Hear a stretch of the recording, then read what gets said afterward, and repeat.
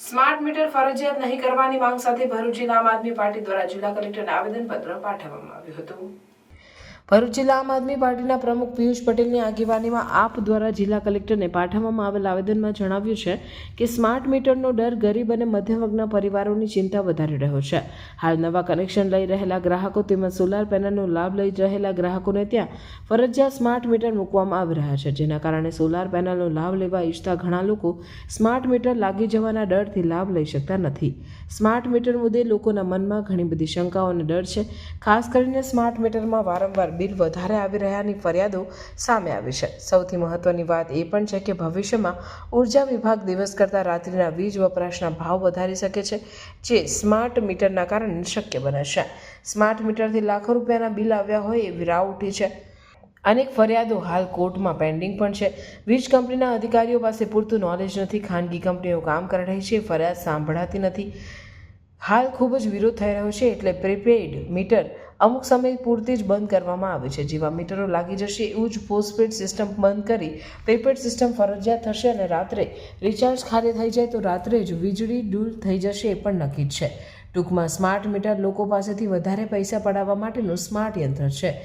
GUVNLની અંડરમાં આવતી વીજ કંપનીઓના કોઈ જ ગ્રાહકે સામેથી સ્માર્ટ મીટરનો આગ્રહ રાખ્યો નથી।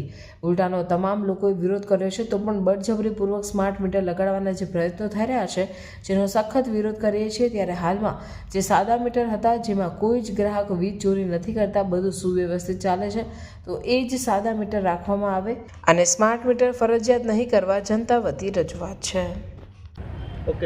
સમગ્ર ગુજરાતમાં આ ભાજપની તાનાશાહ સરકારે અત્યારે સ્માર્ટ મીટર ફરજિયાત કરી દીધા છે, ત્યારે આ ચીટરો સ્માર્ટ મીટરોની વાતો કરે છે।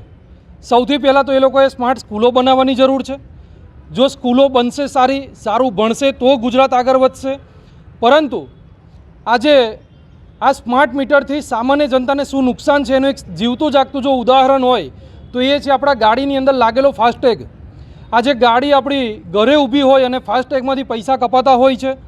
બીજી વસ્તુ કે ફાસ્ટેગની અંદર કેટલા રૂપિયાનો વધારો થયો અને એ કોઈને સામાન્ય જનતાને ખબર નથી પડતી। એવી જ રીતે સ્માર્ટ મીટરમાં પણ આપણને ક્યારે કેટલા યુનિટ ક્યાં વપરાશે એ ખબર નહીં પડે અને વધુને વધુ બિલ અત્યારે જે બિલ આવે છે એનાથી 1.5 ગણું 2 ગણું બિલ વધી જશે, સામાન્ય જનતાના માથે બોજ વધશે।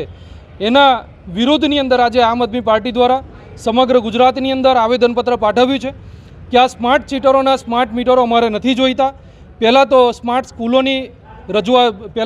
સ્કૂલો બનાવો, સ્માર્ટ એજ્યુકેશન કરો, ત્યાર પછી તમે આગળની વિચારણા કરજો। એ હેતુસર અમે ભરૂચ જિલ્લા કલેક્ટર સાહેબને આજે આવેદનપત્ર પાઠવવા માટે આવ્યા છીએ।